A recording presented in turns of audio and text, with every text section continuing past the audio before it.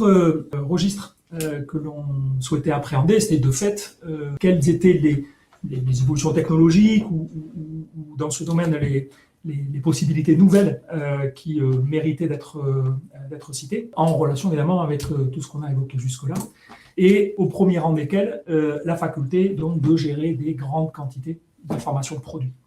Alors, des grandes quantités de produits, ça dépend des métiers des uns et des autres. La notion de grande quantité peut varier d'un métier à l'autre. Dans certains métiers, 2, 3, 5 000, c'est déjà beaucoup. Dans d'autres, j'en vous le disais tout à l'heure, on peut être à 150, 200 000 références. Donc, la notion de quantité varie. En revanche, ce qui est sûr, c'est qu'il faut être en mesure de pouvoir gérer des grandes quantités d'informations de produits, puisqu'il faut, comme on l'a évoqué tout à l'heure, avoir une offre produit la plus exhaustive possible à destination donc, de ses clients. Et donc, lorsqu'on va comme ça avoir une inflation de la quantité de produits qu'on va vouloir commercialiser, il va falloir étoffer sa solution, les moyens techniques qu'on va mettre en œuvre, en intégrant par exemple des moteurs de recherche comme Elasticsearch qui vont étendre les facultés typiquement d'une plateforme e-commerce qui n'est pas destinée à la base à gérer des centaines de milliers de quoi que ce soit, pour pouvoir justement suppléer cette solution e-commerce quelle qu'elle soit, qui elle va apporter toutes les fonctionnalités propres au fait de pouvoir accéder à des produits et à tout ce qui relève d'un processus de commande, et le moteur de recherche, lui, permettant d'offrir tout ce qui a trait au fait de vouloir justement gérer une grande quantité d'informations.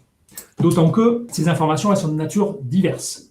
On va considérer à la fois donc celles qui vont provenir de son ERP, puisque l'ERP est évidemment une des composantes, voire la composante immuable de tout système d'information entreprise. On peut avoir en fonction de ces métiers des considérations logistiques. On évoquait tout à l'heure l'importance de l'information sur les stocks, la disponibilité, etc. On va nécessairement avoir des données graphiques, qu'elles soient donc fiches produits, j'en voulais évoquer un instant, mais également les images du produit, les 3D, enfin bref, tout ce qui va permettre de pouvoir enrichir l'information au produit. On a un de nos clients dans ce domaine qui, alors là pour le coup plutôt dans le B2C, qui est Decathlon, et qui a analysé que, selon eux, la quantité d'images la plus adaptée ou la plus performante en termes ensuite de conversion, c'était 7 images par produit. Chaque type de business n'est pas assujetti aux mêmes contraintes, mais pour prendre un exemple qui puisse être intéressant. Dernière typologie de données, du contenu marketing, ceux qui vont me permettre d'enrichir mon information produit. Bon, et c'est tout ça qu'il va falloir gérer comme typologie d'information pour pouvoir être en mesure d'irriguer correctement les différents canaux que l'on va souhaiter adresser. Alors, on ne préconisera jamais assez dans ce domaine le fait d'adopter une solution de type MDM qui permette de gérer cette diversité de typologies de données de façon centralisée, de sorte qu'ensuite, elle puisse être utilisée pour automatiser la façon dont on va irriguer ces différents canaux. Le pendant d'un MDM étant bien sûr les classiques fichiers Excel au sein desquels on va structurer et gérer cette information. C'est bien sûr plus fastidieux et plus chronophage, mais bon, c'est indubitablement les deux composantes ou les deux facettes que dans ce domaine on va pouvoir imaginer pour pouvoir gérer cette data, irriguer ces canaux pour arriver à ce que on souhaite présenter à ses clients ici en ligne, à ce qu'on qualifie comme étant la page produit idéale, c'est-à-dire celle qui satisfera le mieux le besoin d'information de son client, lui fournira les typologies de données les plus adaptées. On parlait tout à l'heure de fiches produits, de manuels, ou 3D ou que sais-je.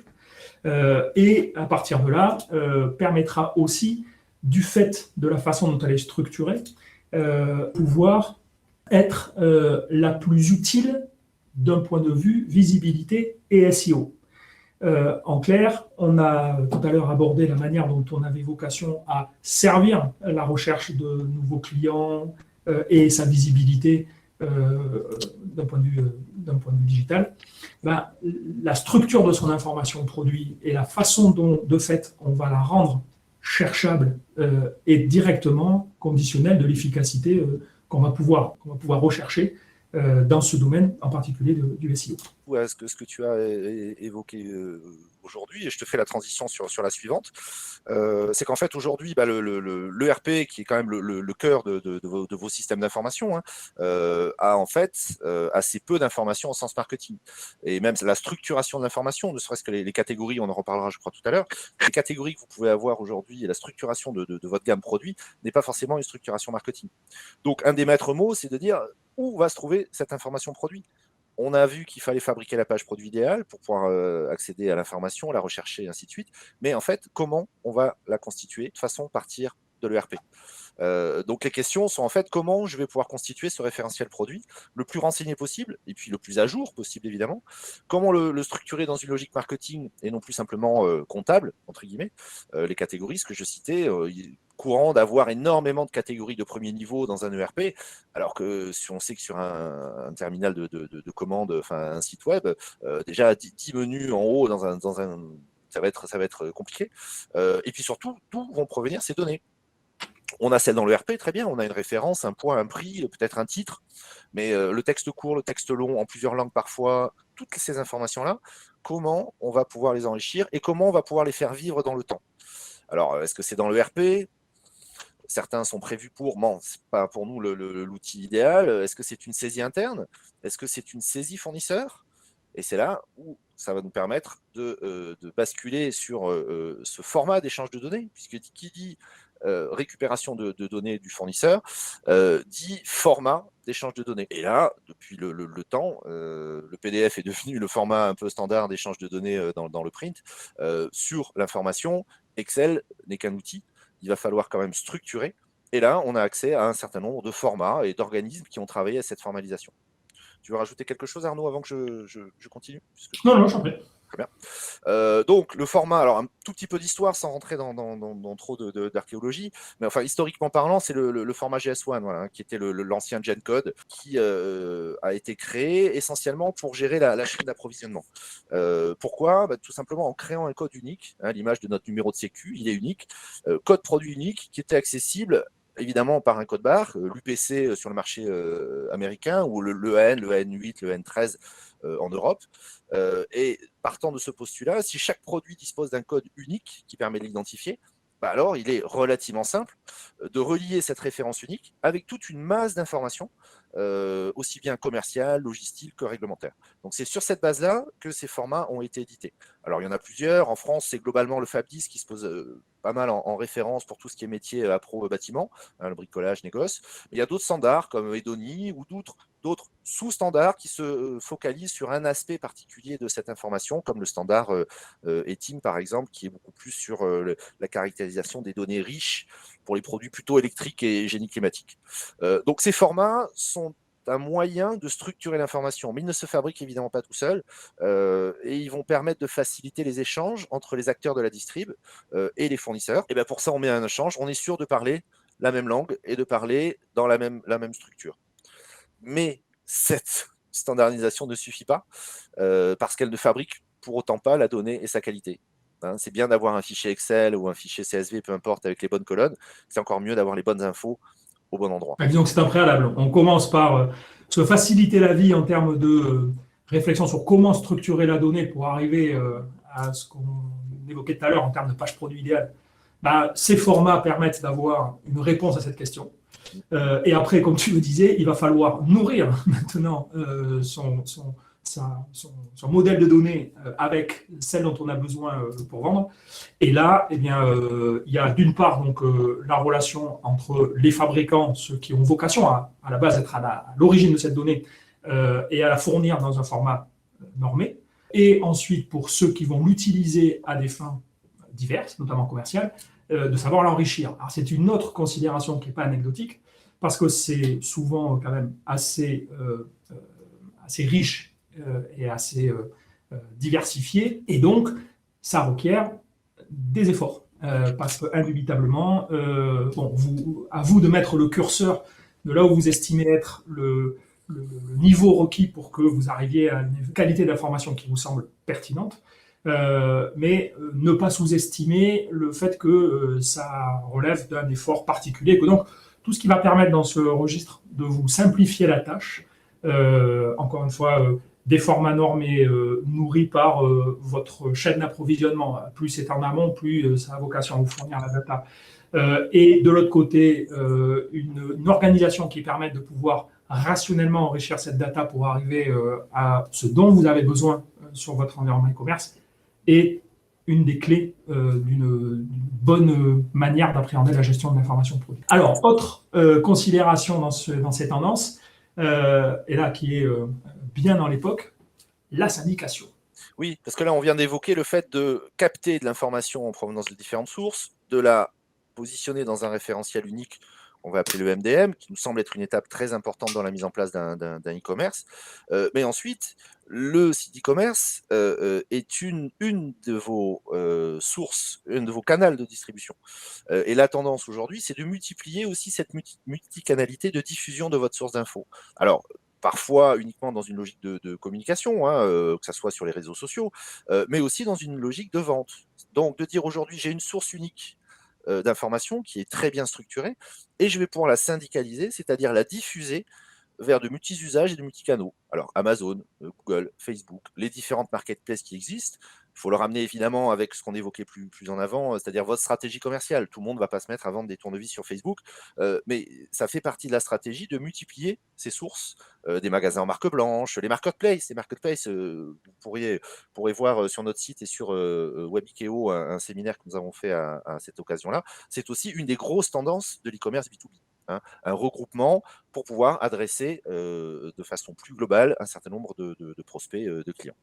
Donc le préalable à la syndication, c'est un peu un de nos chevals de bataille, hein, c'est quand même cette amélioration et la consolidation de l'information produit.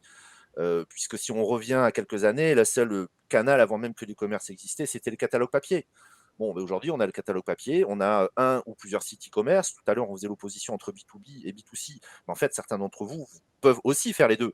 Vous avez un canal B2B, mais vous avez aussi le canal B2C, qui donc vont amener des spécificités. Évidemment, des prix différents, mais peut-être des informations différentes, privées d'un côté, un peu plus publiques de l'autre, et vice-versa.